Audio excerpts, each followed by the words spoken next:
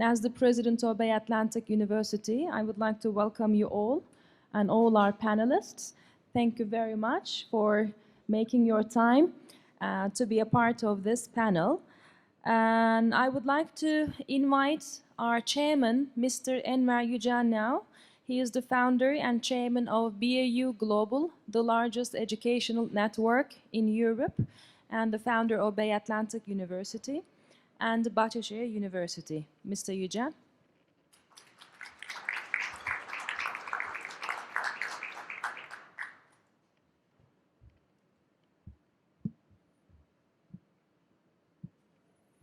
Değerli panelistler, Dear panelists, bayanlar baylar, ladies and gentlemen, hepinize merhaba, saygıyla selamlıyorum I would sizi. like to welcome you all. Bugün önemli bir konuyu gündeme getirip tartışacağız. Today we will be discussing an important issue. Belki önemli diyorum, dünyanın son zamanlardaki en önemli meselesini panelistler I'm saying important, but I can say that this is really one of the most important issues for the whole world, and that's going to be discussed by our panelists today.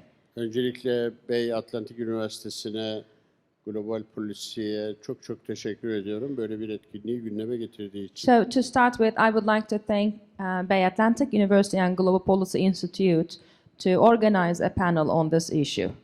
Ben uluslararası bir eğitim ağının başkanlığını yapıyorum. I'm the chairman of a large educational network in the world.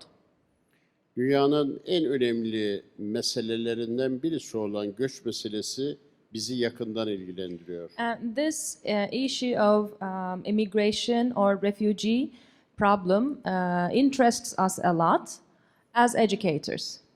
Herkesin bildiği gibi ülkem Türkiye'de 3,6 milyon Suriyeli As you all know very well, my misafir country, etmekteyiz. Turkey, has been hosting 3.6 million Syrian refugees.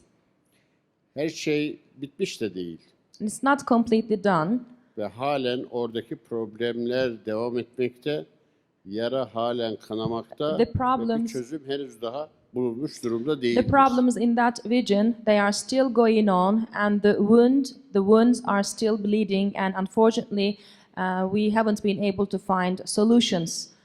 Sorun bitmemiştir çünkü In that bataklık region. kurutulmamıştır.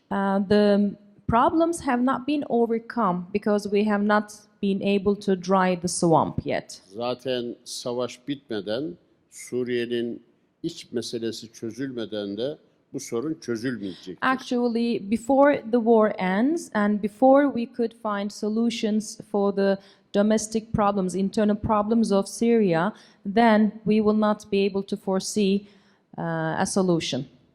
Neden Türkiye'yi bizi bu sorun bu kadar yakından ilgilendirmektedir? So why is Turkey is really so much interested in this problem?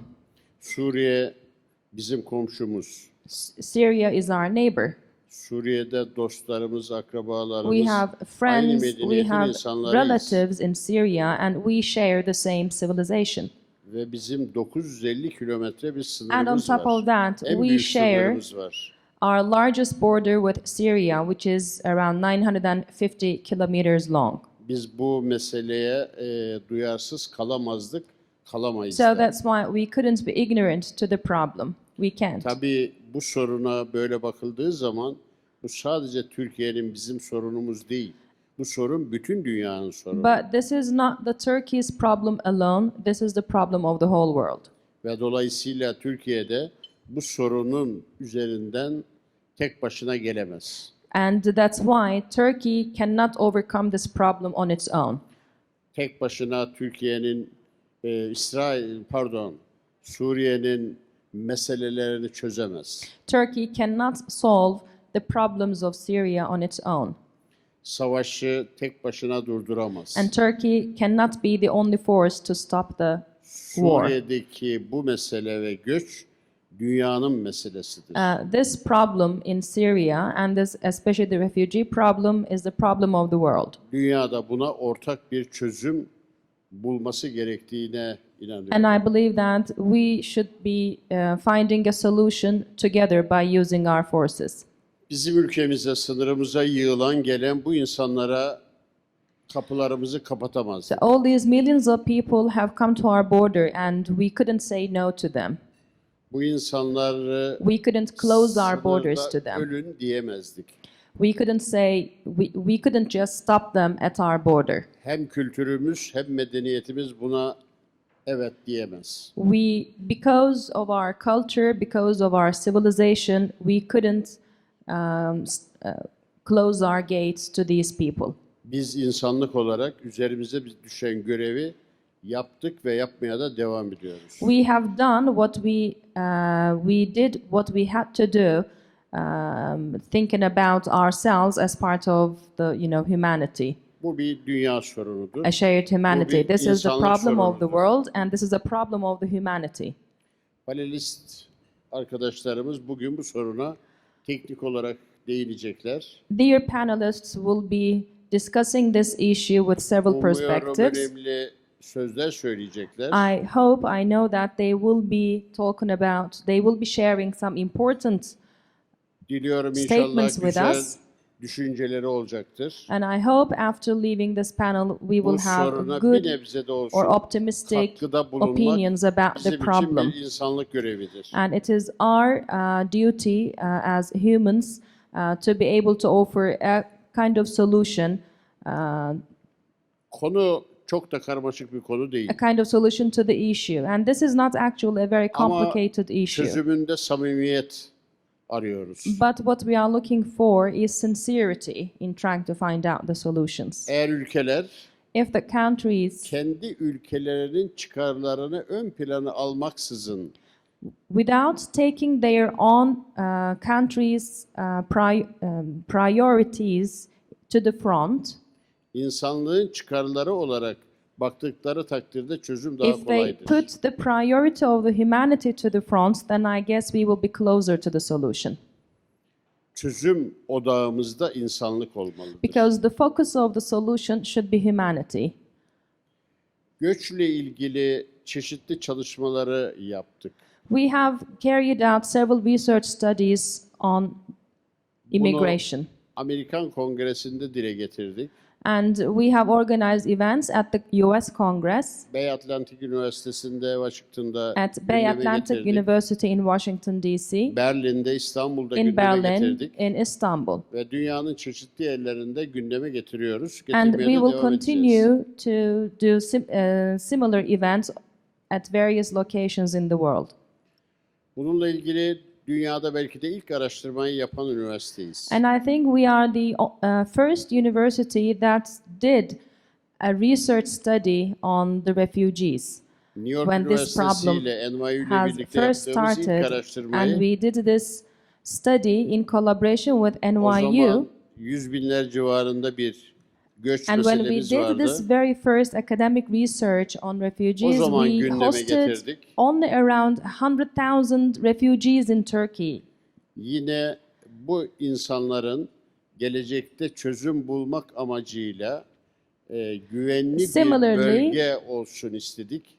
We wanted to offer a safe zone for the people who would like to go back or for the people who are already living there in that area. Bununla ilgili önemli And çalışmalarımız related oldu. with this, we had done some important work. Hatta güvenli bölgenin We nerede olması even gerektiğiyle ilgili created de the city structure, how the city should look like or how the safe zone should look like. o zaman Sayın Trump'ın seçim And dönemiydi that was ve the bitmeye yakındı. initial year of that was the same time as Trump's election Ve Sayın campaign. Trump'ın da gündemindeydi. And Güvenli this bölge safe zone meselesi. was also in his agenda as well during his election Türkiye'nin campaign. Cumhurbaşkanı Sayın Recep Tayyip Erdoğan Bey de And zaten güvenli bölgeyi öteden beri The Turkish söylemektedir. President Erdogan has been talking about safe zone for a long time. Ama henüz daha But atılmış bir adım unfortunately, yok. we haven't had any concrete steps yet. Şimdi devletin bürokrasisini çocukların ilacı beklemiyor. Because the children's medicine cannot wait for the bureaucracy of the governments. Anneler çocuklarını doğurup eğitim hayatına atılmalarını istiyor. Mothers would like to, after giving birth to their children, they would like to have, foresee their children to go to schools to start their educational lives. Ben eğitimle uğraşan bir insanım. I'm a person in education.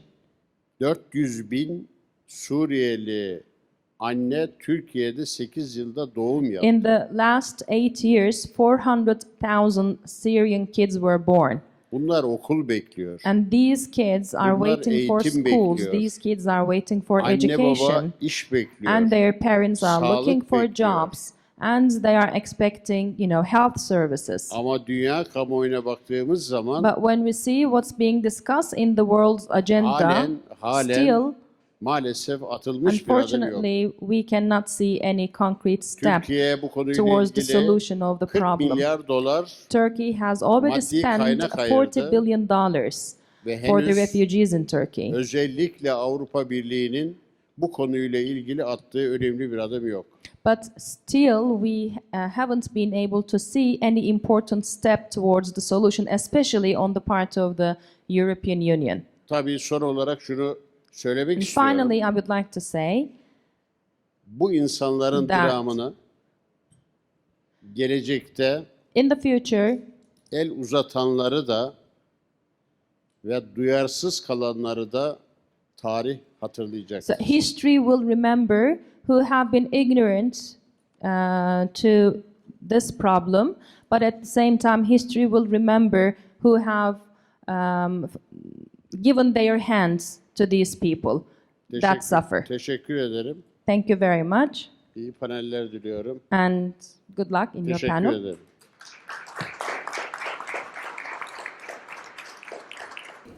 And now, for the second keynote speech, I would like to invite our good friend Alexander Mejia, the Division Director of UNITAR, United Nations Chair, and Mayoral Migration Forum Task Force, GFMD.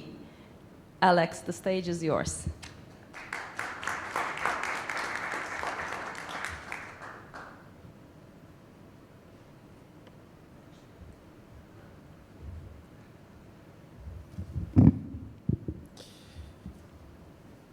Good afternoon. Thank you for this invitation. I am going to speak off the cuff. These are not official remarks, and I would like to also do it in recognition of the excellent relationship between the agency, the United Nations agency that I represent, UNITAR, based in Geneva, and the VAU Educational Group from Turkey. Second, I would like to speak simply as a concerned citizen, because this issue has taken a toll on many people following it throughout the years. And just to give you an example, I want to make it as personal as it could be for me at least. My wife and I have 3 daughters. We have been to Turkey several times. My wife and I have been to Syria one time. And the last time that we went to Istanbul, and this is almost 2 years ago, the youngest of our daughter, that was 9 years of age, wanted us to explain what was really happening. So my wife did an excellent job in saying that that was an unwanted war. And she tried to explain why, in her view, she is a retired diplomat from Latin America. She was explaining how nobody wanted such a conflict, but at the same time, the reasons why it has continued for so many years. You have to remember that at the beginning, we were thinking of something else, but this is ongoing and escalating. So the view that we have, my UN agency has nothing to do with the negotiations, nothing to do with conflict management, nothing to do with peace talks. We simply do capacity building. And we used to do it in Syria. We will do it in Syria. But in between, we are prevented to do it for obvious reasons. So from that perspective, knowing a little about the country, a country that is familiar to me, we have from Geneva, where I'm based, follow the evolution of the peace talks at the Palais des Nations. Geneva 1, failure. Geneva 2, failure. Geneva 3, I wouldn't like to use the word failure, but at least unfulfilled expectations. And in doing so, I would like simply to tell you that our Secretary General, and again, I'm speaking off the cuff, these are not official remarks, really feels about the Syrian conflict and really follows what Turkey is doing amongst other neighbors, and specifically this last issue that the President and Chairman, our good friend, just mentioned. But how come the Syrian conflict has lasted so long? How come the Syrian conflict has overwhelmed the United Nations system, if I may say from our perspective? You will have experts here that will explain better than me exactly where we are and why we are there. But I simply wanted to tell you that the 3 rounds of peace talks at the Palais des Nations that I have had the privilege of witnessing, at least in part, and a good friendship that I have with Stefan de Mistura, now no longer with us, led me to the conclusion that there are simply too many opposing views, too many opposing interests, and perhaps the most important, there are issues of international governance at the Security Council that are preventing a lasting peace.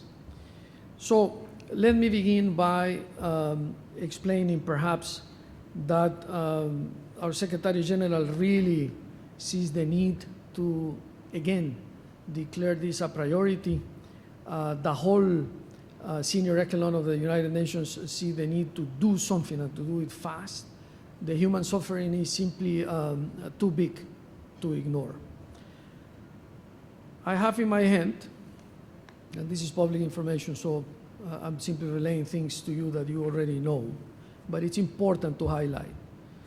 Published on the 30th of July, UN Relief Chief urges Security Council action to stop the Syrian carnage unfolding in front of our eyes. Do something, was the message. And in asking for some type of intervention, the attention was raised about bombing and shelling in Syria for more than 90 days by the government and a member state, another member state, that have led to carnage in the so-called de-escalation zone of Idlbi.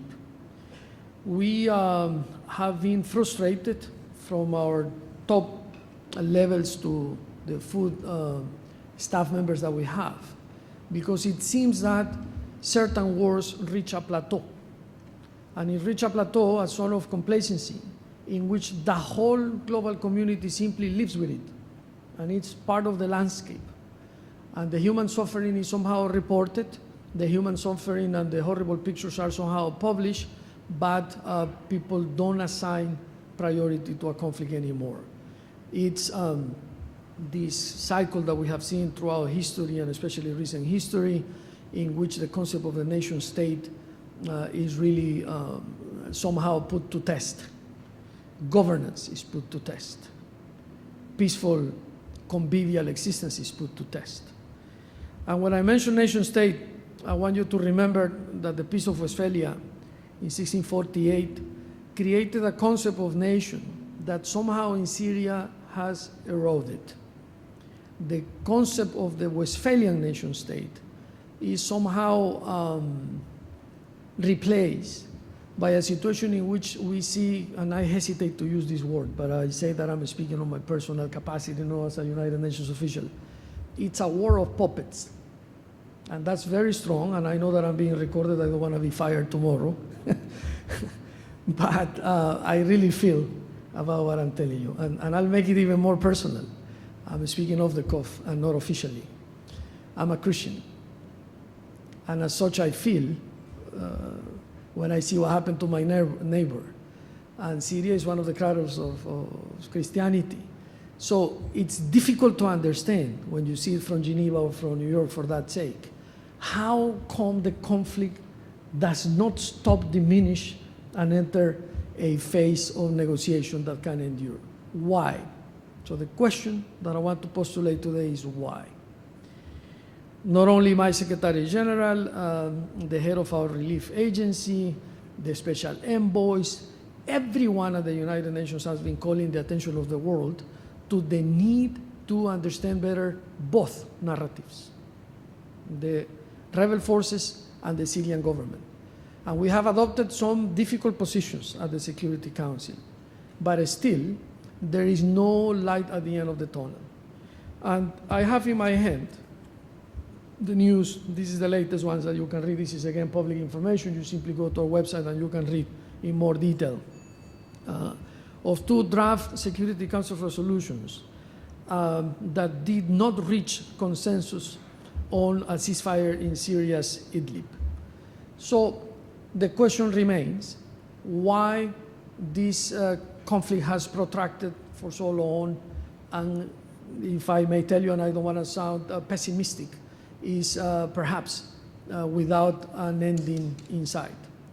I tend to think that we have some structural problems, and in the view of my Secretary General and people leading our engagement with the conflict, if we ever were to have Geneva 4, you have to remember that we have 3 conferences already at the Palais des Nations, Geneva 1, Geneva 2, Geneva 3. Kofi Annan, the late Kofi Annan, my first boss, actually led with the best of the intentions Geneva 1 to a failure.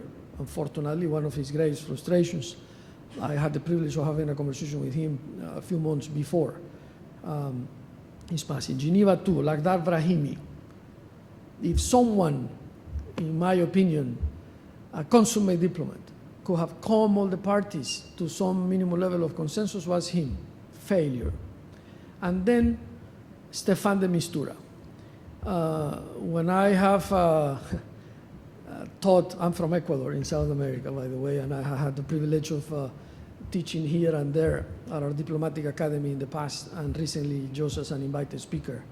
When I had to use as an example a diplomat, I used Stefan de Mistura, to my great pride and content. I know him from afar, but I have befriended him, and I actually admire him.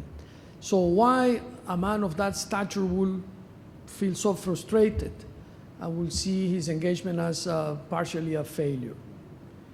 The answer, in his own words, is very simple.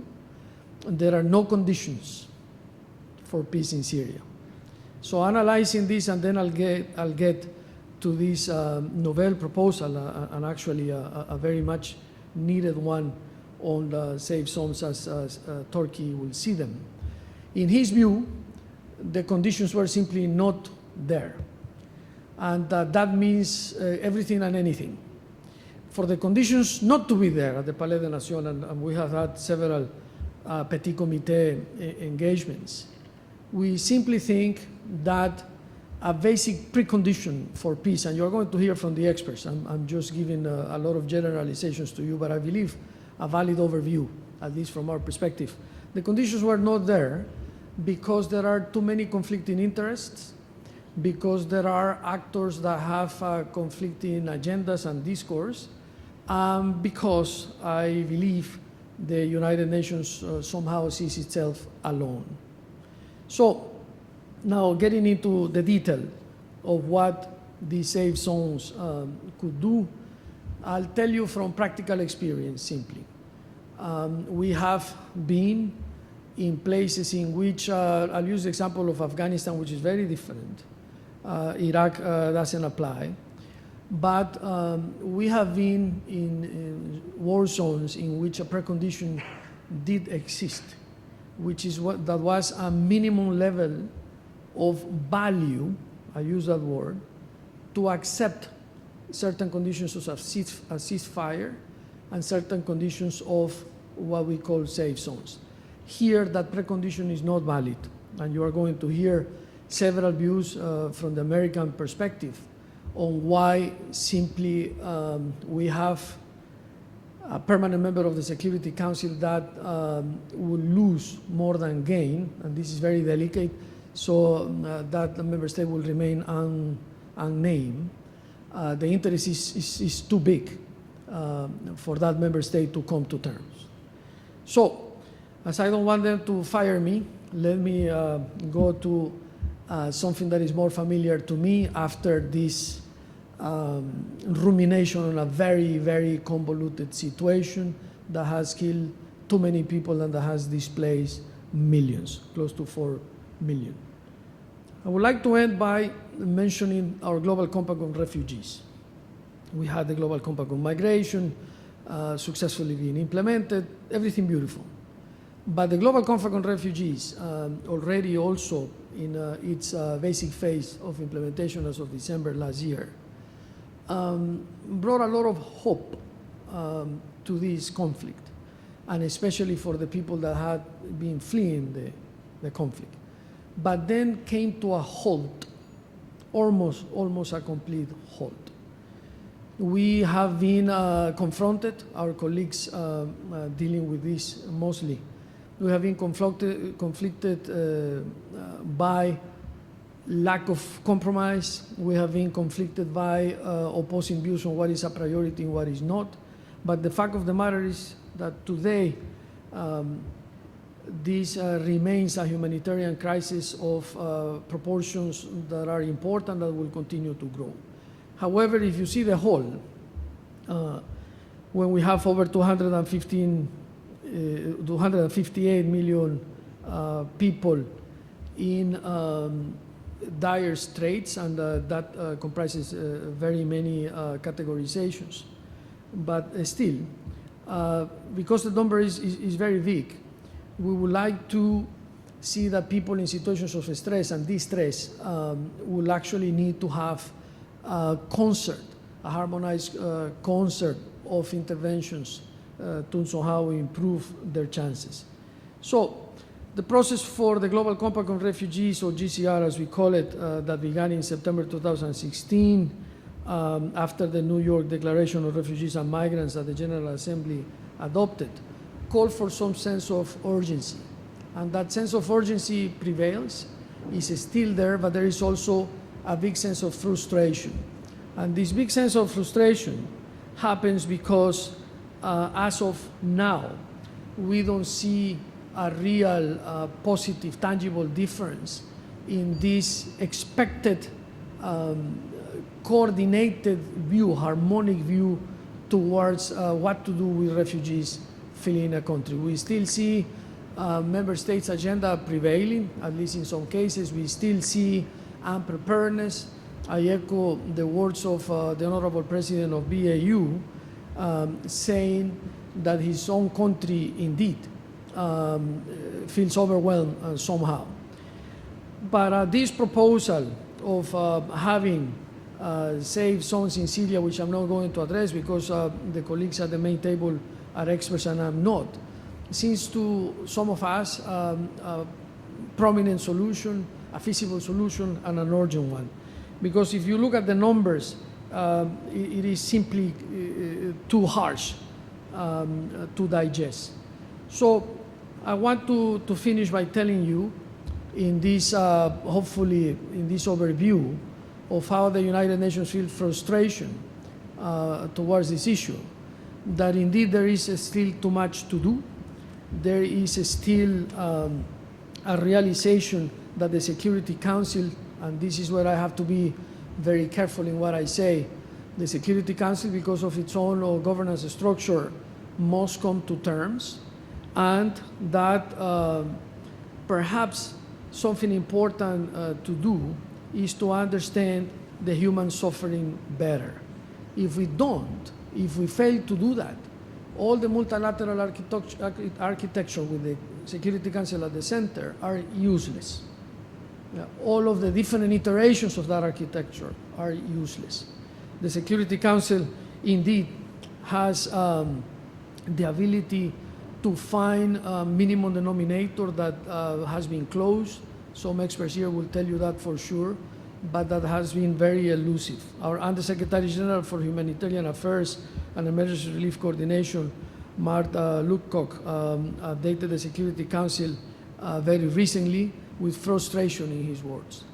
And that frustration can be somehow eased if we were to, in my humble opinion, work closely with the Turkish government to try and understand better the human suffering and to hopefully put together these safe zones in Syria that we are going to debate today. So this is no more than an introduction. This is no more than a friend of yours speaking on his personal capacity, not as a United Nations senior official, telling you that the human suffering has been enough and that something must be done and that we are always ready. Thank you very much.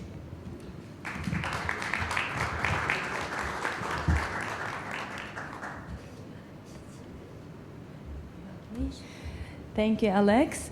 And now I would like Paolo to start introducing our panelists to the audience. But while he is doing so, I would kindly ask Dennis to start the video that Bahçeşehir University prepared almost 3 years ago when we did our very first panel discussion at the Congress, US Congress, on creating a safe zone in Syria. So even back then, 3 years ago, our architecture department worked on how this safe zone could look like. But both as the chairman and Alex mentioned, unfortunately, we don't know why. Maybe our panelists will help us to give an answer to this question, why, but we have not been able to find a solution, or we have not been able to, start creating the safe zone. So while Paolo is introducing our panelists, maybe you can also watch the video that was a sketch for what a safe zone could look like in Syria. Thank you, Paolo. Thank you, ladies and gentlemen, and again, welcome to this event. We are really lucky to have with us 3 eminent experts that would bring to us completely different, but we hope overlapping in some fashion, perspectives on this extremely complicated issue. My name is Paolo von Schirach. I am the president of the Global Policy Institute in Washington, D.C., and chair of political science and international relations at Bay Atlantic University, also in Washington, D.C. You've heard from our chairman, Mr. Yücel, the severity of this crisis that is affecting Turkey in a special manner because it's been, by default, I guess, because of its proximity to the border with Syria and having the long border with Syria, affected disproportionately by this immense tragedy, which, as we all know, started with the Great Hope, Arab Spring, we called it, right?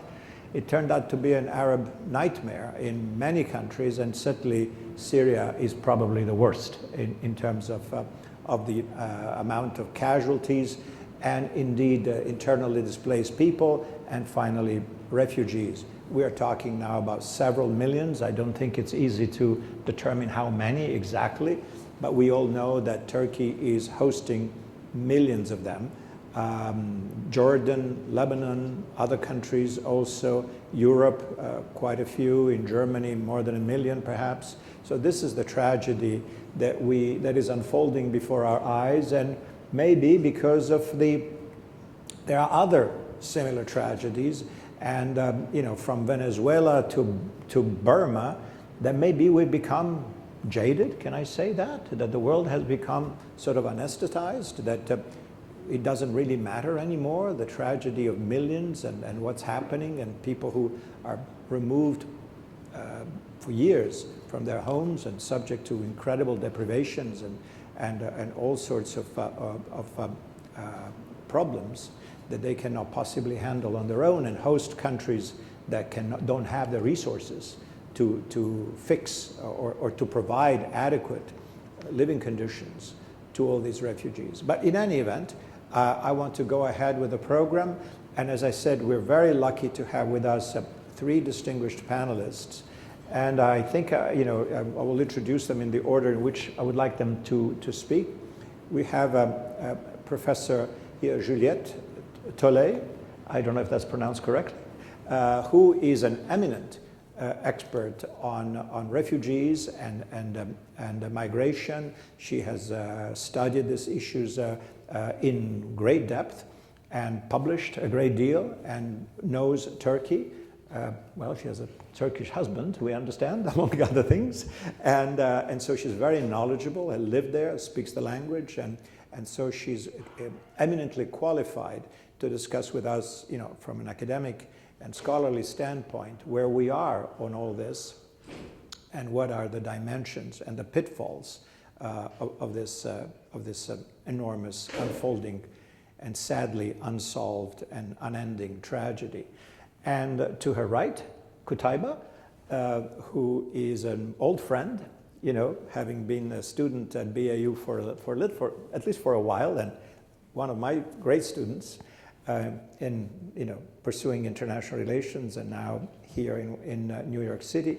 Well, Qutaiba can perhaps share with us his own personal experience, which is a kind of already a daunting effort, but also not just his life as somebody who had to become, I suppose, beyond his will, a refugee, but also having been involved and engaged at multiple levels with these issues with the diaspora, and also what's still going on within Syria.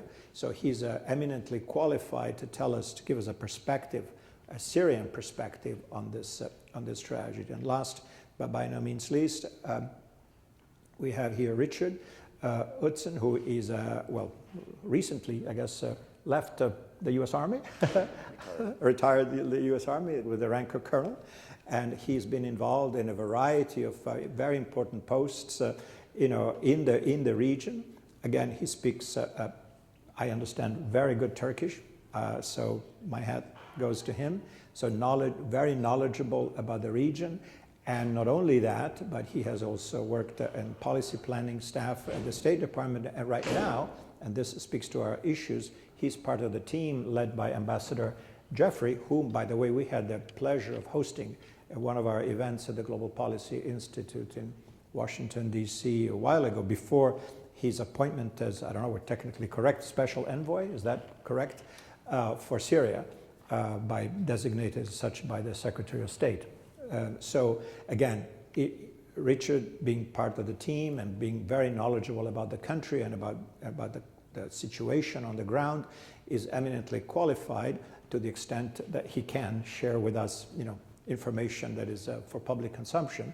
He will tell us what the state of play on our topic, which is safe zones, which are being worked on essentially as we speak. So there's an evolving topic that is, that has various gradation, I suppose. But in any event, enough of this, and I would like to turn it over to Juliette. Your mic is on? Yes. Thank you. All right, thank you, Paolo. Thank you, everyone, for being here. We're very excited to have a chance to discuss this topic. As you could get a sense already, it's a very complicated, multidimensional topic. What I thought I would do in my kind of opening remarks is to give a little bit, I'm mostly an expert who has worked on Turkey immigration and refugee policy over the last 15 years.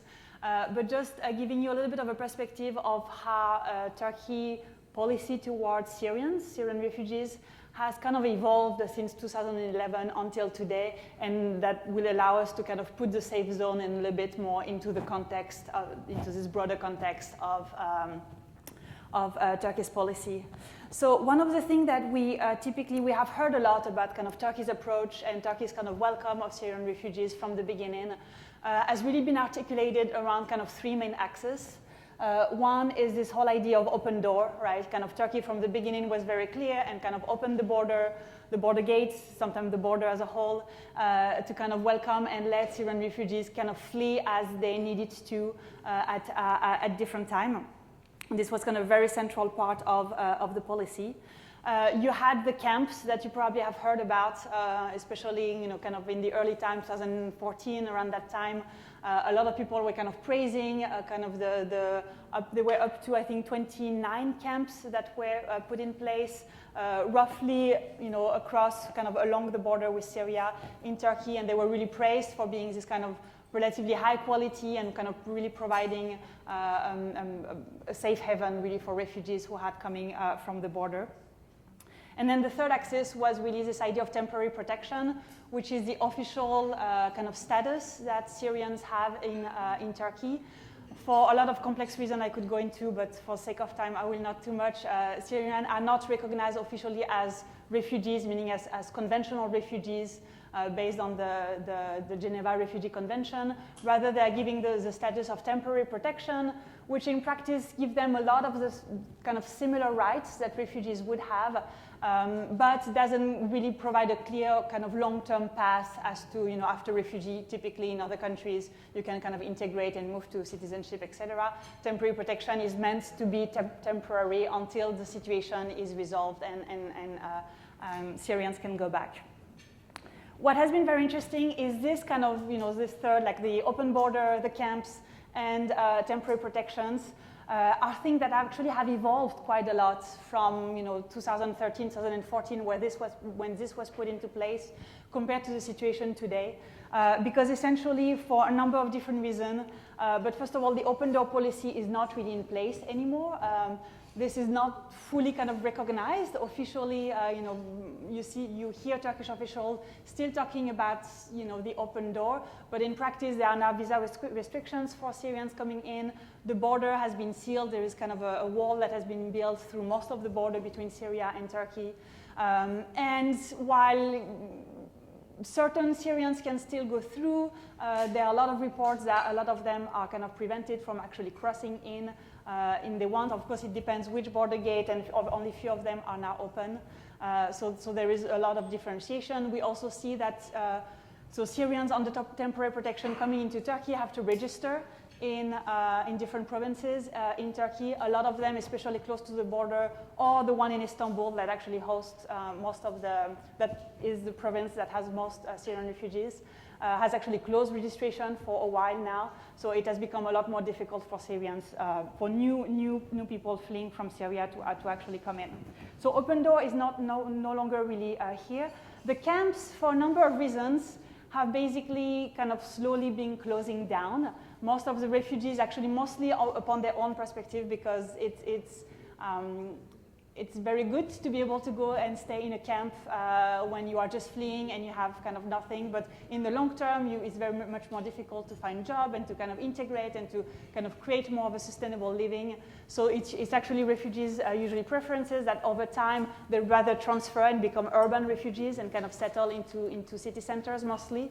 And so the camps have actually been slowly kind of closing down to the point that only, I think it's less than 4% of refugees, Syrian refugees today who live in camps in Turkey. The rest of the 3,600,000 are urban refugees really living in urban areas. Temporary protection still continues strongly, kind of really the main status for many of them, but you can see now that there is a recognition. We are in the ninth year of the conflict. There is this recognition that we need to think of more long-term solution. Temporary protection is not meant to be that strong, and so there is a push for a number of different things to happen. One is resettlement. So there's always been this strong dimension of Turkey kind of asking help from the international community and from resettlement country to kind of resettle some of the refugees that are in Turkey to move in other places. Again, for political reasons, from political contexts that are much more restrictive in places like the US or in Western Europe, resettlement numbers are relatively low, actually remain very low. We talk about kind of total, probably less than 20,000, again, out of 3,600,000 Syrians that have been resettled. Another option is kind of long-term integration in Turkey. This is something that is problematic for a number of reasons. There has been kind of a path opening for citizenship for a number of Syrians. We are estimating that about 60,000 Syrians have been able to acquire Turkish citizenship. But even though it's been announced and talked about in different ways over the years, roughly it remains something that is not kind of a mass solution for most of the Syrian refugees, only for refugees that have certain quality, usually that are considered as really contributing to the community, usually kind of highly skilled refugees are the ones who are able to get Turkish citizenship. Again, because of a number of things that have happened and time kind of wearing out, the Turkish society that has been extremely resilient and extremely welcoming overall with Syrian refugees is starting to becoming a little bit more impatient and kind of would like to see, especially as the economy has been suffering for the last year, kind of really would like to see kind of a solution happening a little bit more quickly. So there has been this kind of different layers of pressure leading to increasingly we hear Turkish authorities talking about the need for Syrians to actually return to Syria. But for that, obviously, the conditions need to be optimal. And this is where you see this kind of increasing. It was there from the beginning, but how Turkish foreign policy and Turkish refugee policy are really kind of connected with one another. So starting from 2017, 2018, you had the two kind of Turkish military operation happening in the west of the Euphrates river in Syria that has kind of now areas. So if you think of Al-Bab and Jarablus and Afrin that are under kind of Turkish military control. This is a place where we know that there's already been some returns of Syrian refugees happening. We estimate that there are about 350,000 returns that have occurred in these areas. And there is, of course, a situation in Idlib that is not so much about creating a safe zone for the return of refugees, although we've heard of some return that were quite problematic, but more preventing that this kind of last assault that is expected in kind of the latest phase of the conflict in Syria might lead to again kind of up to 3 million people who might be displaced again. For many of them, it will be a second displacement and going into Turkey. So the whole process that have been put in place in Sochi was in part to kind of prevent more refugees to be displaced and go into Turkey. And then this latest phase, which is the one which we are talking about today, is not so much in the western side of the Euphrates, but now on the eastern side of the Euphrates, now creating this buffer zone, this safe zone, which is basically this kind of corridor kind of following the border inside of Syria, where basically the Kurdish forces, so the SDF and the YPG would be kind of withdrawing, and there will be those kind of joint patrols happening between the US and Turkey to create a new safe zone. One of the rationale is so that it would be possible to kind of resettle and again have many of the Syrian refugees returning in that area. When we talk about the safe zone, I think there is a very interesting kind of back and forth happening. Again, the term safe zone is being employed. It is unclear whose safety is really being discussed when we talk about the safe zone. One of the big dilemma that, from my perspective is interesting is to what extent is it safety for refugees or is it safety for Turkey? Because obviously on the side of the concern of finding a safe place for refugees to be resettled, obviously Turkey has an interest in kind of moving away from the border the YPJ forces that they see as being a threat because of their link with PKK to kind of Turkish territorial integrity. So there is kind of a clear concern of Turkey. So it's unclear which one is prime in this consideration. Turkey has also been accusing the US of interpreting the safe zone as being a safe zone for the YPJ, which is exactly what Turkey did not want it to have. So whose safety is it about the refugees? Is it about Turkey or is it about the Kurdish military forces? There is also the question of the local population happening there. When we talk about refugees returning, actually a very small proportion, probably less than 10% of Syrian refugees in Turkey are actually from that area. So they would be returned in a place that is, yes, in their country, but not actually where they come from or where they used to live. So that kind of adds another dimension to this that I think is particularly interesting. So Turkish refugee policy has obviously evolved quite a lot. It is increasingly really mixed together with foreign policy consideration. It's not clear which one is instrumental for the other goal, whether the final goal is the well-being of refugees, or whether the final goal is to ensure kind of the safety of the territory. Of course, Turkey would like to have kind of both happening at the same time, but there are concerns in many ways, especially for refugees. there is a trend that we see all over the globe in different contexts of displaced population to be instrumentalized for other foreign policy purposes. And when that is the case, kind of the basic human rights of refugees are at stake. A lot of those returns that we have been talking about, officially they are all voluntary returns. But there are documentation of some of those voluntary returns not necessarily being fully voluntarily, and there's been a little bit of kind of violence and forcing happening on the margins of this. So that creates kind of an added layer of concerns, of course, in different places. I don't want to take too much of the time. I just would like, especially for the next two speakers, to kind of throw out there a few questions that I have. Because I think when we think about kind of the future of the Syrian conflict, the future of Syrian refugees, what is at stake is obviously kind of, how do we reach peace in Syria, which is the main concern that we have at the moment. And we see through the Geneva process, through the Astana process, that different actors find kind of temporary agreements in the short term, and so there is this kind of very transactional approach to, okay, sure, we can do the safe zone, okay, we can have like the city, the buffer zone around and demilitarized zone around Idlib and et cetera. But it's kind of unclear whether the different actors really have a kind of mid to long-term solution in mind that they all would agree with. So again, we're talking about mostly Russia, the US, Turkey, and kind of obvious kind of Syrian actors, the different groups within Syria that have different things at stake. In particular, for a long time, Turkey would not accept kind of a settlement in Syria where Assad would still be in power. It seems now that the reality on the ground is moving to a different direction. So what is the long term? It's unclear whether Turkey would have accepted that possibility or not. What is the future for the Kurdish regions, the one that are on kind of under the SDF control? Is it something that, are we going to see kind of an autonomous region similar to what we've seen in northern Iraq? Is the Assad regime on board with that? Is Turkey on board with that? What is kind of the role that the US play in that? There is kind of no real resolution. As well as what is the future of the region that are under Turkish military control?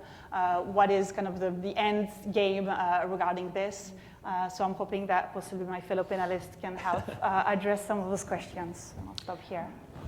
Thank you so much, Juliette.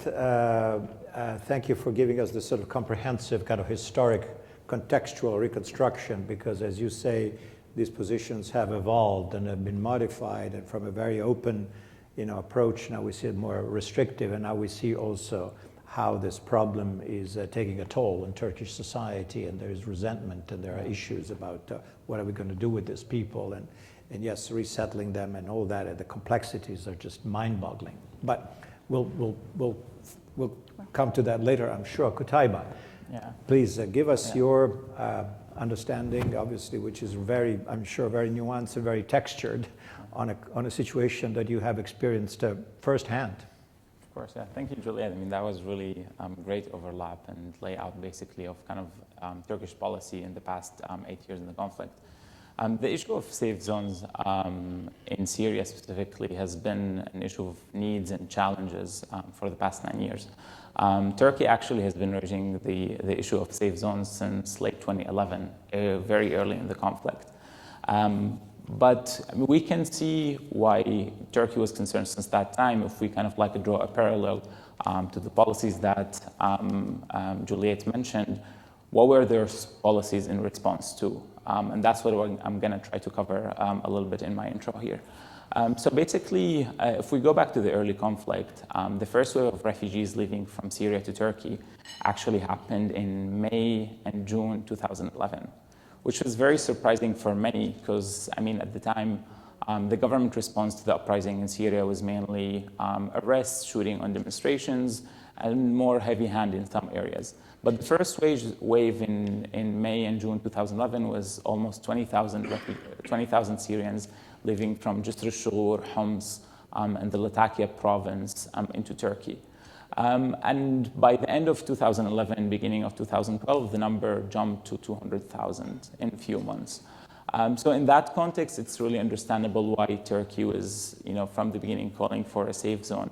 The kind of like the scope of the safe zone, where that safe zone changed. First, it was like somewhere in central Syria.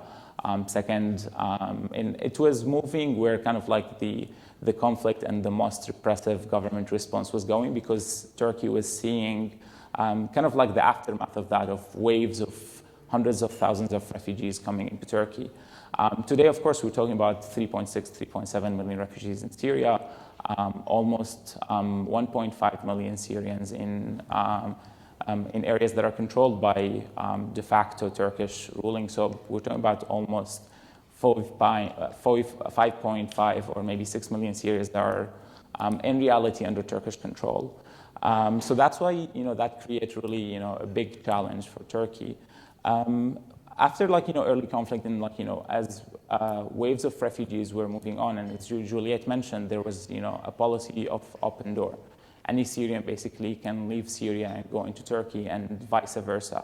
So aid convoys, activists want to just go in and help. Anyone was able to go in and out. The problem that happened around that time is the emergence of ISIS and other Al-Qaeda affiliate in Syria. The now Hayat Tahrir Sham, HTS, at the time was Jabhat al-Nusra. In the way what ISIS and Nusra did at the time is basically use Turkish open-door policy to kind of strengthen themselves, but also use it against Turkey. So we've seen in 2014, 2015, a high basically surge of terrorist attacks, not only in Syria, but also in Turkey against the Turkish government. And that's when kind of like the policy of the open doors started to change, because there were real security concerns at stake here, not only for Turkey, but for the whole world as well. That was, there were security concerns for Europe and security concerns for the US about ISIS fighters basically able to leave Syria and go other places. Specifically, ISIS foreign fighters who originally came from Europe went to Syria, but then started leaving Syria to go back to Europe and basically do terrorist attacks there. So there were a lot of issues at stake there. And that's where I think more of the talk about the safe zone become more serious, because then the only solution, the waves of refugees were continuing to come. And especially at the time, after the ISIS emergence and then the beginning of the campaign against the international campaign against ISIS, more waves of refugees, continue to flow from the northeast area of Syria.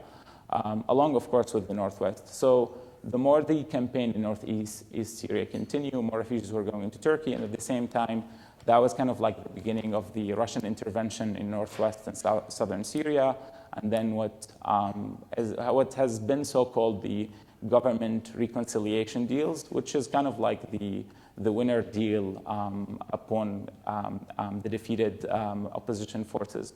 So with that, what happened with those deals, and this is really important to understand now the situation today, what happened in those deals is basically the government would go into an area, would offer to people either to stay under future government control or go into northwest Syria, Idlbi, where we see all the fight today. And of course, for many people, or we can say the majority of people would actually prefer to live there, but also the government was very specific that they would not accept what they call the people of thought, ashab al-fikr in Arabic, which means what the government called the intellectuals, basically. So part of the government reconciliation deals, they would not accept for anyone who has any history, basically, of opposing the government, working within the revolution, whether it's doctors, people who worked on local councils, people who provided services. The government did not accept that any of those people stay. So as a result, basically also the amount of people, and like people specifically who have no chances to go under government control, all of those people left to Idlib. Of course, the challenge that come after that is along with the operations in the eastern Euphrates or northeast Syria, is kind of like more the integration of the PKK more into the PYD. So before 2015, the linkage between the PYD and the PKK, the Kurdish Workers' Party in Syria and the Kurdish Workers' Party in Turkey, it was an alliance, but not to the level of integration we see today. The PKK kind of like used that campaign to give the Syrian Kurdish Democratic Party or the Syrian Workers' Party more also experience in fighting, because that's what the PKK have. So we've seen emergence of kind of like merging between the leadership of the Turkish PKK and the Syrian YPG SDF, which also that's when kind of like, yeah, of course, but I mean, there was an organizational difference between both entities, of course. The head of the Syrian PYD was actually even living in Turkey before 2015, but after kind of like, yeah, it was becoming, the lines were become more vague between the Syrian PYD and the Turkish PKK, and that's also what started raising more Turkish kind of alarms at the time. Of course, we've seen then like the kind of like end of the the Opendoor policy. There were many restrictions. Humanitarian aid, of course, did not stop. The people who have most permits are doctors, people who work in international humanitarian organizations, people who work on development. All of those people are still have the freedom to go in and out. But it was more restrictions on normal people for security reasons, and also because the cap for refugees became kind of like unbearable for Turkey and also for Europe as a result with the waves of refugees we've seen in 2016 and 2017. So we have those kind of like, this line, and we see kind of like the end of it today with what's happening in Idlib, which would lead us, I'll talk a little bit later about the kind of challenges of the safe zone. What's happening today in Idlib is that Russia and the Syrian government is want to consolidate their last winnings, basically, in the last piece of cake for them that is left in Syria, which is the province of Idlib and southwest of Aleppo. We've seen a little bit ago in the map. The problem with, for Turkey, the issue with the safe zone in that province specifically is that everyone who we said left, through those reconciliation camps is basically today in Idlib. So when we talk, let's say in previous areas that the Syrian government controlled, between 45 and 50% of the population left after the deal, and 50% stayed. When we talk about Idlib, we're actually talking about almost maybe 80 to 90% of them. So the population in Idlib today is between 2.9 and 3 million people. 1.7 of those are actually displaced, internally displaced from Idlib or from other provinces. And then like you have the population of Idlib that is 1.4, but that's more of an expanded population, because the population of Idlib before the conflict, is close to 700,000 people. So that inflation is not is people that are displaced, but urban displacement. So people who basically rented apartments there or bought other places that they went into. And those are basically a lot of those people called, what the so-called, Syrian government called the intellectuals, that they did not accept to integrate in any future Syrian society. So when we talk basically about Russian and Syrian government attempt basically to take back the whole of, the Idlib province, regardless of, Turkey had, sent the observation points into, Idlib province, kind of like not to go on, with confrontation with the Syrian government or with Russia, but to prevent, the attack that we see today. But seems that policy, is not really working, and Russia is slowly but surely is trying to take back that area. The danger, when it comes to refugee policy, and like that's when the issue of, safe zone becomes more important, is where would those, 2.9 or 3 million people leave? I mean, in best case scenario, where would 1.5 million who would definitely leave Idlib, where would they go? Would they be able to go to Turkey? I mean, we're talking already about 4 million in place that, already have a toll, and we've seen, the effect of, having, 3.6 or 3.7 refugees in the last election, and how they became, a topic also in the political debate, which, I mean, justifiably, it's not an easy issue to discuss also for the Turkish society. I mean, if you look at other countries, Lebanon, they have almost 1 million people, and it's the only thing that Lebanese politicians talk about internally and externally in every visit they do at the UN, at the meetings at the World Bank, wherever they go. Jordan is, same thing, almost 900,000 refugees. For Europe, it's 1.2 or 1.5 million refugees, and we've seen, the whole change in politics in Europe. And again, we're talking about, in Turkey, about, 3.7 million and additional maybe 1.5 or 2 million coming. So the issue of safe zone kind of become a necessity today to, to kind of answer the question, what is going to happen? It's less, I think, about the 3.7 million that are already in Turkey, but more of a question of what about those 1.5 or 2 million that would definitely need a place to go to. Of course, there is another, I mean, from security perspective, that area is important, of course, for Turkey to answer also the PYD, PKK question. It's important because also, that border area in the past, 3 to 4 years has been kind of an area for military establishment for the SDA, for the PYD. And we've seen that the international coalition, for example, is now, publishing daily videos of destroying, the security fortifications in that proposed safe zone. Of course, I mean, for many years, no one even, at least, for us as activists or researchers interested in the region, no one even knew that those fortifications exist. And now we're surprised, to see tunnels and, a lot of, military infrastructure on the borders. That probably was raising a lot of questions for Turkey. So that was kind of like the background, what is pushing for that. And I will briefly just say, because I want to move, I would really like to hear from Richard. The main thing that would come ahead is basically the challenge from those zones. And we're talking, with this background that we gave, the issue of safe zones is not only an issue of the, like a security issue by itself, but it's really a question about the whole Syrian conflict. Because we have the approach of, something related to the Turkish-Russian relationship and, the future of the Syrian government because of, all of this movement. And we know the Syrian government policy of not accepting any refugees back. It's a question of what is going to happen in Idlib next and the future of that province and the people in. And again, also, of course, it's a question of, northeast Syria, the Kurds. But more importantly, also, it's a question for governance. What model of governance actually would those, areas see? Would love to get into those later, but I would to give the floor first to Richard, and then we can talk later about it. Thank you so much, Qutaiba, for offering this kind of also very comprehensive, different angle, different perspective, but also how you see this ongoing crisis and how it affects everybody.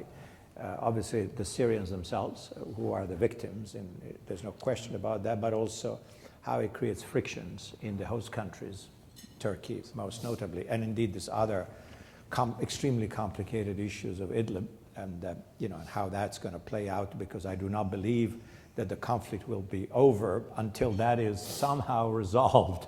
And I think I have an understanding of how Assad would like to resolve that issue, but there will be another additional humanitarian disaster that simply adds to the tragedy unfolding. Well, Richard, to you, the great task of putting all this together and to tell us as much as you can about the progress. We would like to say progress. We said before, you're Danish, so you're optimistic. I'm an optimist. So, at least originally. So tell us how you, obviously, broadly, how you view the issue and what sort of milestones do you envisage in this process of establishing the safe zones? Well, given that we're going to finish at 1:30, and I think we need some time for questions and answers, sure. I propose that I speak for 30 seconds, and then we can, just a joke. All right, so try to be lively at the end of the presentation here. I want to, first of all, thank Mr. Yücel and GPI and BAU for hosting this important event on a very, very important topic, one that some of the people in the audience I've worked with for a year and a half, close to 2 years on. Alex is no longer here, but I want to address his question. The question is, why have we not entered the phase of negotiations, and in whose interest is this? It's important to recognize that what we have here is no longer a simple dichotomous conflict between an opposition and a government that's suppressing it. We have a multi-sided, he said war of puppets, it's a proxy war. We have an Iranian attempt to undo the regional demographic and strategic realities for their own purposes. We have a Russian attempt to redo the nature of security arrangements from a generally Western-led, and if I might say US-led security arrangement to one in which they have a veto, and frankly, the Russian role in the region has consisted of generally stirring up trouble in various places and then trying to benefit from the conflicts that break out when they stir up trouble. So it is in the interests of several states, most of whom are foisting their own national interest on the back of the Syrian people to avoid the hard compromises that will be necessary to end this conflict. That said, this is a week, and we should recognize this here in New York during the United Nations General Assembly, that there is still grounds for hope on this. The UN played a particularly important role several years ago with the passage of UNSCR 2254, which gives the international community a vote in the future disposition of governance in Syria. The Russians acceded to that at a time when the regime was in serious trouble of collapse. And I think if they could take it back, they would, but they can't. And now we're on the cusp of some progress under 2254 with the formation of constitutional committees and the prospects for political traction towards a solution. I'm not that optimistic. I don't think that's going to happen tomorrow, but we have a path forward. And the other thing we have is a process between the United States and Turkey. Turkey has been on the front lines, not just of the refugee problem, as Qutaiba pointed out, since 2011, but also with dealing with the whole mess, this complex nature of this conflict from the very start due to its location. And when many countries could say, well, I'm not sure what I want to do, or I want to do this, but maybe I'm going to do that, Turkey had no such option because it was there on the front line. And I personally am sensitive to and very respectful of not just the hospitality of the Turks, which is famous, but also the suffering that they've incurred. Now, in a sense, they are a victim, the Turkish nation is a victim of its own generosity in this sense, because one of the reasons the world has not jumped to solve these problems of safe zones and refugees is because, well, Turkey became a big safe zone. When there were 3.6 million people in need of a place to stay, Turkey opened its doors with all the problems that brought with it in various ways. But now the question rightly is, how do we move from that to a situation which is more sustainable inside the country as well? One thing I want to say up front is that I've heard people refer to the safe zone as either a project or a proposal. It is neither. The concept of a safe zone, at least as we use it in the United States government, is a process.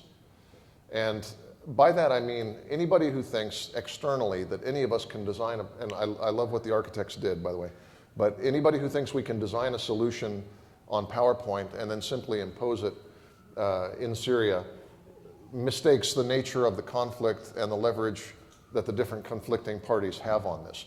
No one will be happy with what happens next. But they will be happier than they would be if we didn't have a process that looks like what we're doing. Now, it's an excellent question. Is the safe zone to make Turkey safe, or is the safe zone to make refugees safe? In the perfect world, we do both. And not only that, but we make the region safer by having some sort of a zone that contributes to resolution of the Syrian conflict. At the end of the day, I'm probably more optimistic than I think Qutaiba might be on this. The Assad regime is not winning this war. The opposition may have lost the war on the ground, but the Assad regime is broken. Its economy is a third of what it was. Its military is a third of what it was. It is entirely dependent upon external support from the Iranians and the Russians. They will not win.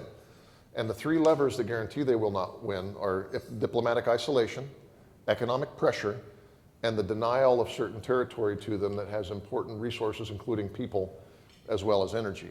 And Turkey and the United States are partnered in this, making sure that they will not have that sort of victory. So that's why I am an optimist that this may take some time, but we are getting to the point where the regime, probably with the Russians leaning on them, will have to take some hard concessions, or make some hard concessions.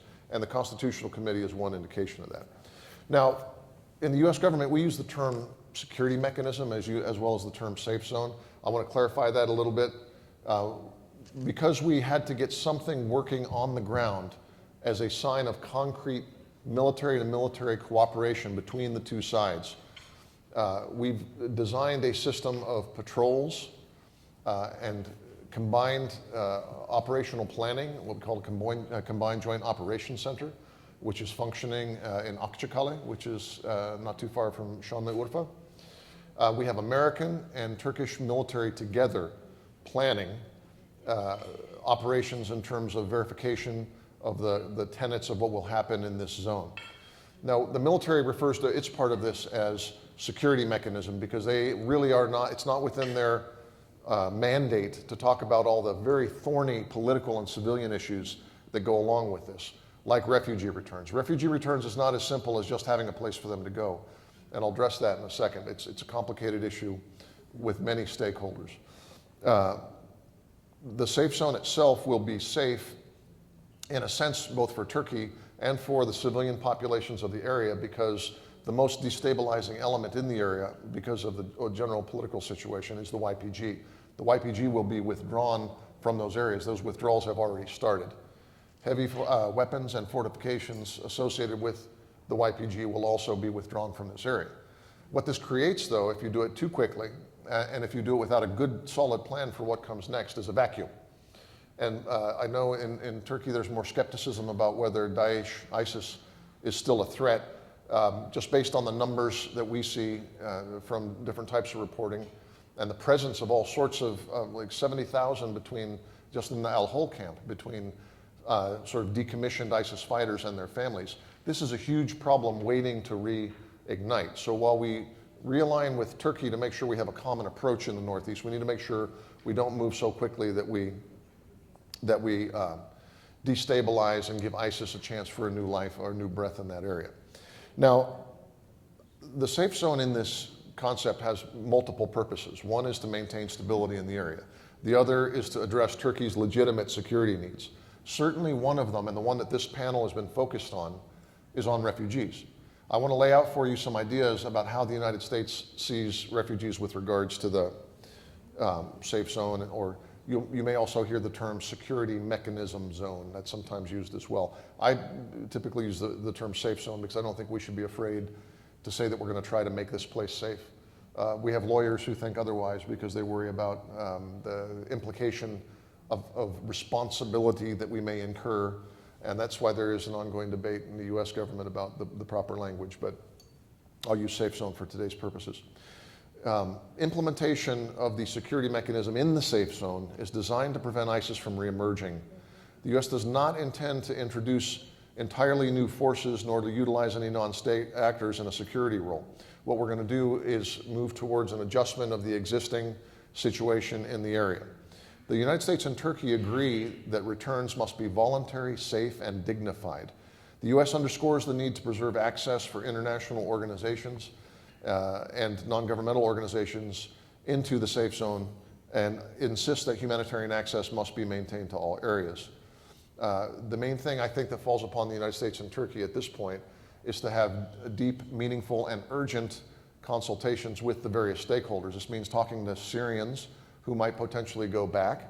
It also means talking to UN organizations who generally set the standards for what is considered to be acceptable operation of refugee returns.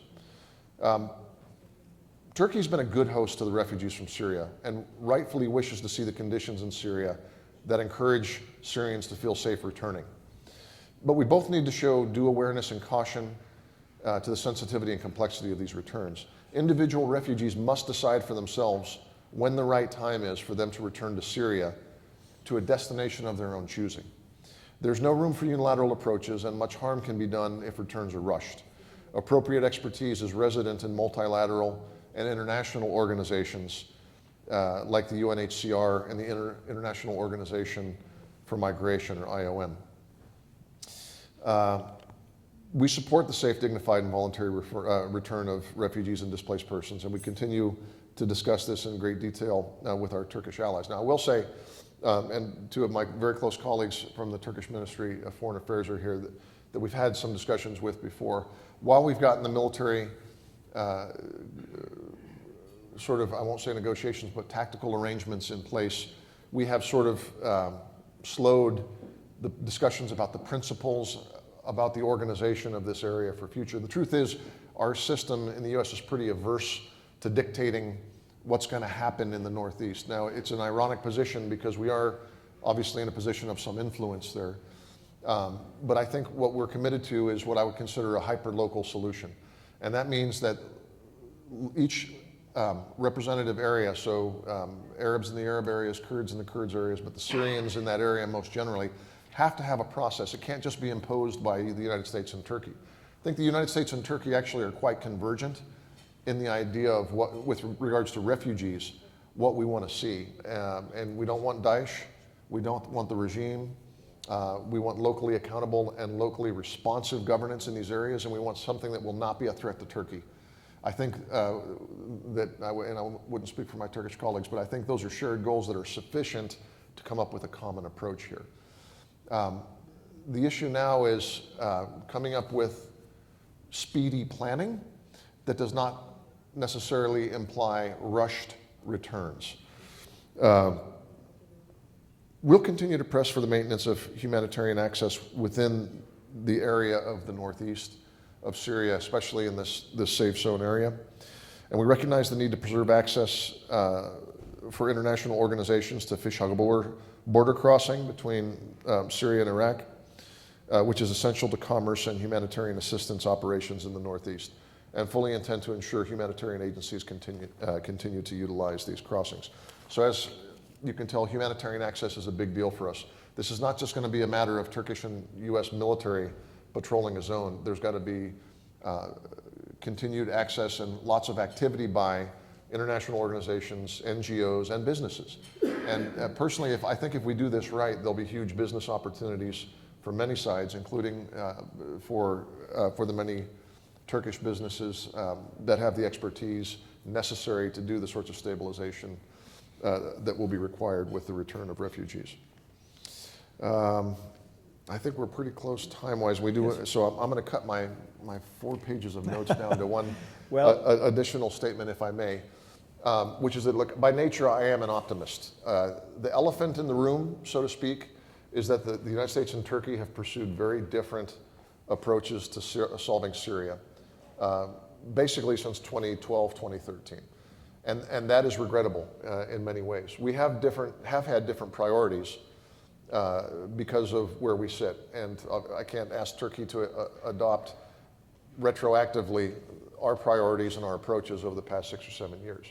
Nor can Turkey really do that to us. But what we have to do is recognize that we are in a situation now that's suboptimal in that we have a shared project, but some structural impediments. Those structural impediments include, frankly, our relationship with actors in the Northeast that Turkey does not want us to be engaged with.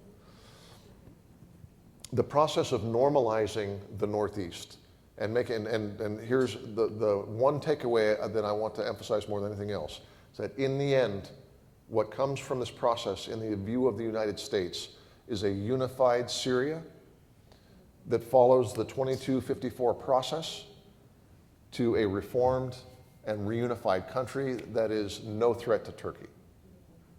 That is the policy to which we have committed all of our efforts.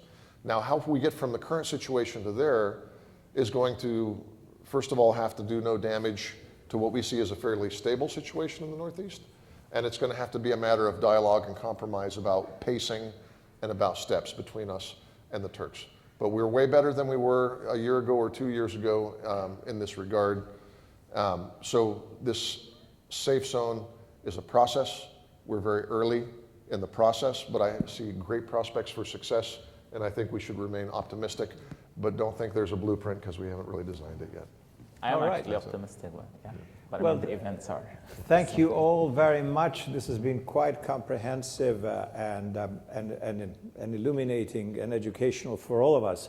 One consideration before we allow some time for some Q&A. The oddity of this whole process, if I may look at it as from a perspective of history, is that usually one talks about settling refugee issues after the end of a conflict, right? Wars end, mercifully, not all of them in the time frame that we would like, but at some point they end. There's no more fighting. And it is at that point, usually, that people say, okay, what are we going to do about all the displaced people or the refugees that have been moved around unwillingly? Here we have the oddity that we're trying to modify a situation pertaining to refugees when the conflict is still not over, and when we have, as you aptly described, there's no need to rehash this, a variety of different conflicted interests that make it unlikely, at least in the near term, that we're going to find an end to the conflict. And yet we're trying to address the issue of either the internally displaced people or all these millions who are around. Again, I don't suggest that I have a better idea for all this, but I find this something that at least should be, pointed out as I wouldn't say abnormality, because there's nothing normal about any of this in all circumstances.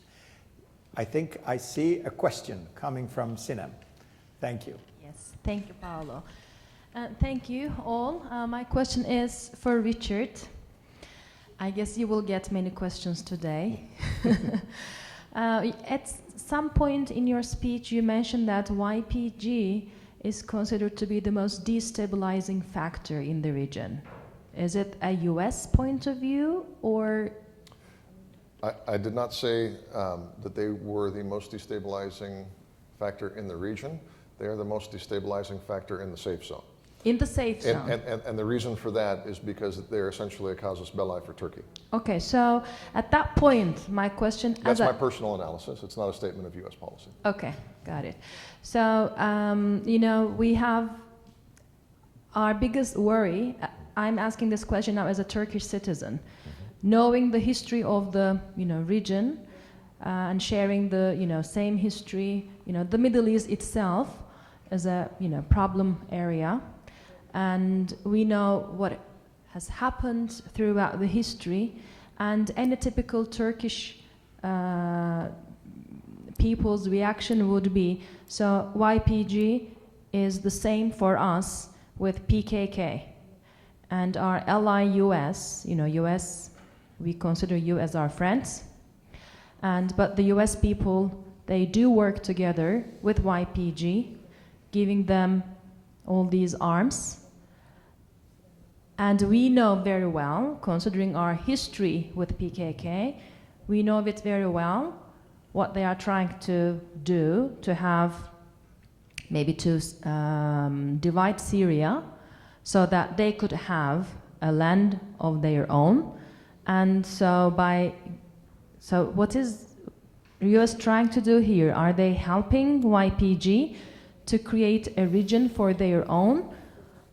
As a Turkish citizen, I'm asking this really as a Turkish citizen, and we really cannot understand this, and I cannot understand how US could be so naive. Okay, good.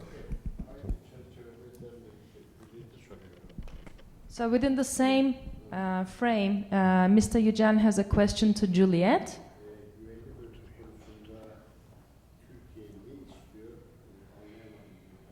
You said that you couldn't understand what Turkey is expecting of the safe zone. So Turkey knows what she wants to do, but my question to you is, what does the US wants to do in the region? And you said Kurdish soldiers, Kurdish military forces. Which country are they? I mean, which country's soldiers are they from? Is there a country recognized by UN who has the arm like Kurdish forces? Okay, shall we try to address these questions? Thank you. I'll give you a second while I do this. So, Sinem, thank you for the question. So, the discussions about the U.S. relationship with the YPG, if we accept the premise that the YPG is part of the broader spectrum of organizations under the umbrella of KCK, PKK, et cetera, which in Turkey is a generally accepted view. The United States is somewhat quiet on this for Biliyoruz da biz de Türkiye'de biliyoruz. No, we know Turkey knows it too. Amerika'da biliyor. US knows it too. Onu nasıl algıladığımızda anlaşabiliyor muyuz? Are we synchronizing on how we are recognizing YPG, how we are seeing YPG? So the first thing to recognize is that the United States is providing significant and serious support to Turkey in the fight against the PKK internationally and regionally. People who know these things at a level I can't talk about in this room know that that's a true statement. And it's some of it is military and some of it is information sharing. Some of it's legal. The fact that the PKK is still a listed terror organization, and FTO, is a significant fact that makes life very difficult for Kandil. So it's too simple if people say, US works with YPGs, US supports PKK. That's not true.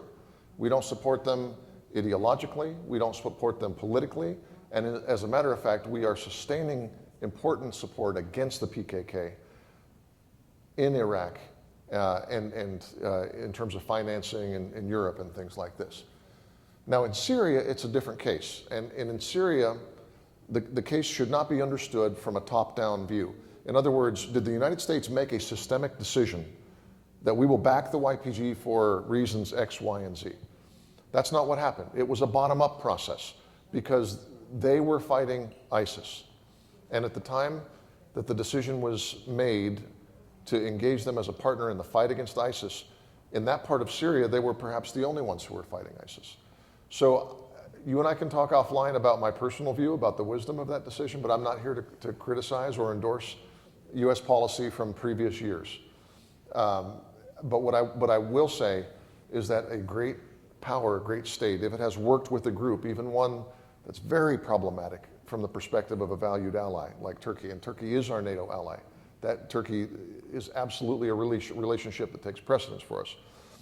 We have to do the adjustments after the fall of the caliphate, after that purpose is done, the fall of the ISIS caliphate. The adjustments that we make need to be done in a responsible manner. I think it's clear that we have made a decision to adjust how we're doing business in the northeast of Syria. And the fact that there are Turkish and American soldiers working together in northeast Syria should tell you 90% of what you need to know in this regard. But what I will also say is we don't think that there needs to be a big war in the northeast of Syria. After all the things that have happened now, we think that the adjustments that need to be made can be done in a gradual, negotiated process. And that's what we're working on. And who knows, in the end, there may be broader, because this may be controversial, not every Syrian in the SDF, which is different from the YPG, although it's part of the same organization, not all of them hate Turkey. Not all of them are ideologically anti-Turkey. Some of those people joined in this family of organizations, if you want to call it that, to fight ISIS, or because they were under duress. Now, what we want to create, working with Turkey on a safe zone concept, is something like a normalization, economically, politically, and in security terms, in which there's a competitive political process, so local voices are heard, that the councils are representative, no one has a political monopoly. This is the kind of safe zone that I think long-term is a possibility. First, you have to get security right. But I just want to be very clear. We are not doing anything, and we have made no commitments and will not, to anything other than a unified Syrian state that goes through the 2254 process. We've not picked up, I know this is something I have to address explicitly because it's a fear that is legitimate for Turks to have given their own history and their own security. We've not made any deals, any commitments, or any goals to empower a group to take Syrian territory or to be a threat to Turkey. We wouldn't do that, and we haven't done that.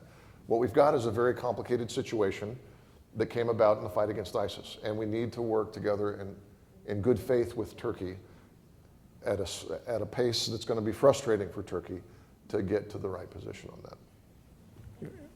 If I may chime in, no Syrian Kurdistan. Can I say that? It's not going to happen. You can absolutely say that. Thank you. Let's be explicit if we can. But you can say whatever you want. My own wish. All right. Juliette, you Yeah, had. so is the microphone working?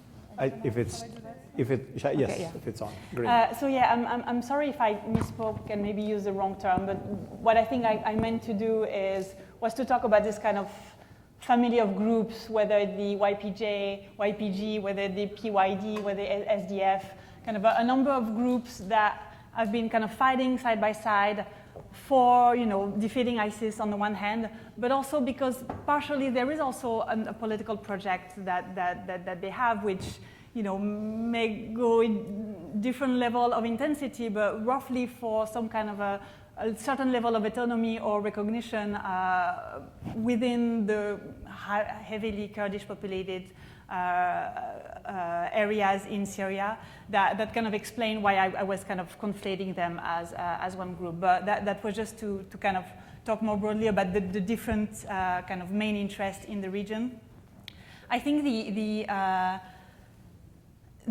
end game for the U.S. in the safe zone is not very clear. I mean, we just heard the very end game with this unified Syria, based on the UN process and where Turkey doesn't feel threatened, kind of makes sense. But I think the question that keeps popping up here is indeed what is the role of a group like the YPJ in kind of the future of Syria. So I share your question as to I'm not clear either on what exactly the US. And it might be that there is no final, that it's not decided yet. It will depends on how things evolve on the ground. For Turkey, the end game is clear in the sense that there are two separate interests that they are hoping to kind of come together in the safe zone, which is indeed kind of the interest of refugees who can have a safe place to go and return, or at least if it's about newly displaced people from Idlib, that there is an area without having to go to Turkey where they can be safe, but also creating this kind of buffer zone, this kind of corridor of security to kind of protect Turkish border. My question is, yes, in an ideal world, and I'm hoping that the process will develop in a way that both of them come together, but I'm not sure that will always be the case, and I'm afraid that at some point there will be a trade-off, and if that is the case, which one will prime out of the two priority? That's the question I was trying to raise when discussing this.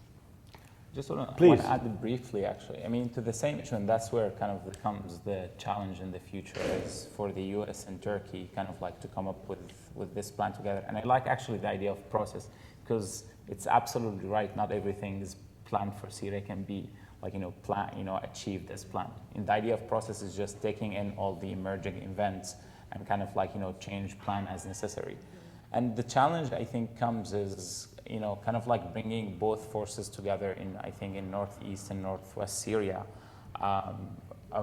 Northwest, I mean, of course, the moderate opposition or the Free Syrian Army, not the HTS. And with the YPG, basically, to create kind of like, a governing model in North Syria that, can put the pressure, at least in the US government goals and Turkish goals, put pressure on the Assad government and on Iran by controlling this, vast area with, high population, with a lot of resources that can, be self-sustained. Personally, I don't think the YPG or the SDF, or let's be specific, the YPG in that sense, would be able to create even an Iraqi model. And when we talk about, an Iraqi model, of course, we should, actually be able to recognize even how Turkey was able to create, a good model with, Kurds in Iraq. A decade ago, when no one actually in the region, even the Iraqi government was not able to deal well with, Iraqi Kurdistan, the Turkish government with their zero problems policy was the only player in the region who was actually holding the stability of that area. And that's what's really important in the future for, of course, for the U.S. government to, to increase its, alliance and, not dependence, but its partnership on Turkey and bring back, stability in the region, the same way, it happened, after the Iraq War and, in the late 2000s, but also, kind of to push their, the counterparts where they have influence to create, to come together in a coherence policy that could achieve, a long-term goals. The problem, as, Juliette mentioned, we don't see a long-term, plan for what's happening in Syria. Maybe it's a result, of Russia and, Syrian regime policy. Maybe it's a result of international fatigue from Syria, but we need a long-term plan that at the end answers, of course, Turkish security concerns. It addresses the long-term problem, Assad and Iranian influence and Russian, game to change kind of the structure of the region. And I think it is only Turkish-US alliance and partnership would be able to achieve that through their influence in Syria and influence in the region. Many thanks, Qutaiba. Oh, yes, sir.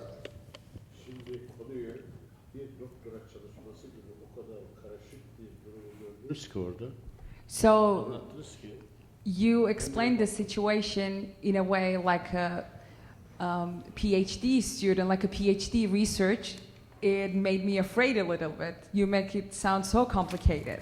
Bizim sorunumuz, Our problem is, Türkiye'nin sorunu, the problem of Turkey is 3,6 milyon mülteci Suriyeli. 3.6 million refugees, Syrian refugees, who are currently in Turkey. Evet hocam. Göç Merkezi Üniversitesi'nde kurdum.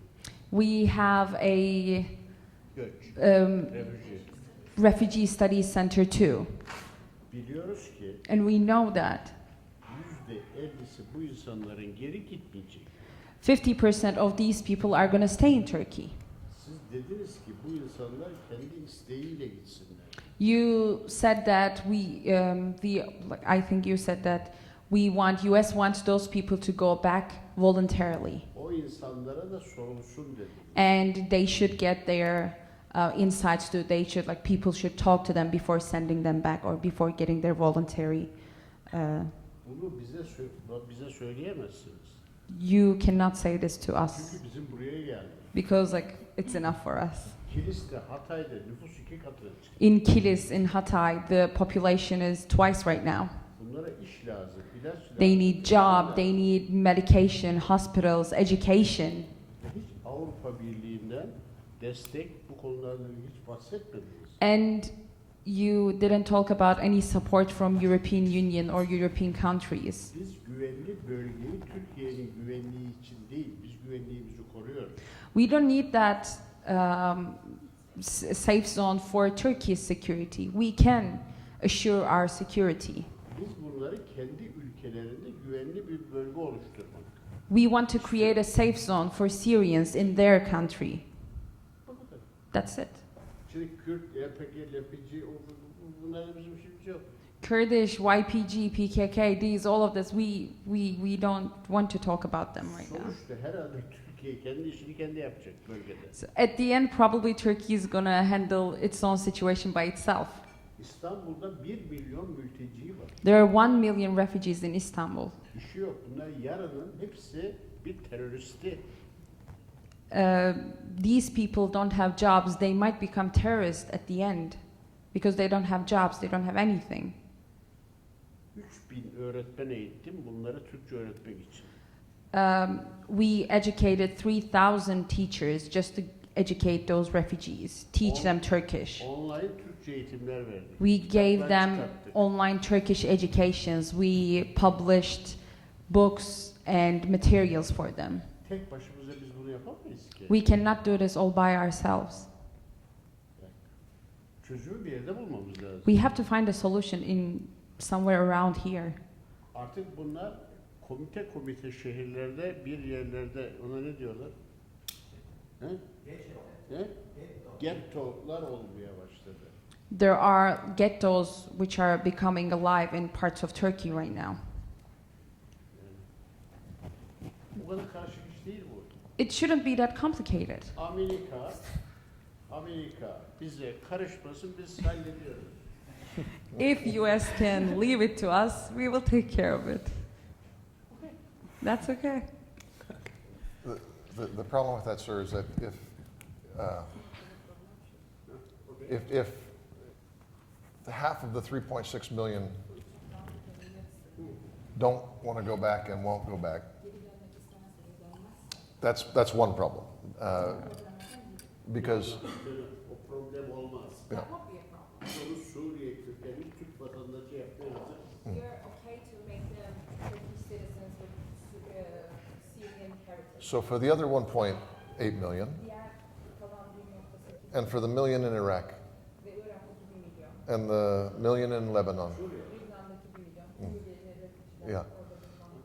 The question is standards, because if we don't do this right, first we get international money, just like you say. We plan this carefully. We make sure it truly will be safe and stable area. We make it çekici. We make it attractive for these people to come back. Then maybe half go back. But if we do it, I think the phrase is yarı yamalak. if we do it, if we do this too fast, if we do it while there's still fighting going on, not safe, hem gitmek istemeyecekler, aynı zamanda başka sorun patlar. So that's what I mean. So adım adım, not slowly, but carefully. Carefully, yeah. Well, if I may add just okay. very, very quickly, but I think one of the problems is indeed the issue of doing that to anticipate too much and to precipitate the return when conditions are not ready. According to the UN, whether the IOM or the UNHCR, the conditions are not ripe yet, even for the areas under Turkish control on the other side of the Euphrates. There are a number of reports of people who have been returned and who actually fled back into Turkey because the conditions were not there. So it may create more problem, more issues. Unfortunately, indeed, Turkey, it's not what I would have wanted, but Turkey will have to face the issue of integration of hundreds of thousands, if not millions, of refugees in the long term. Sorry? In the long term. No. The one where they are not all of them. It's the half. They will not all disappear. They will have to stay here, and there's not much that Turkey can do to change that. You can play at the margin with some return, with some resettlement, but a lot of people are going to be staying. The responsibility of the international community, the responsibility of Europe, should not be understated.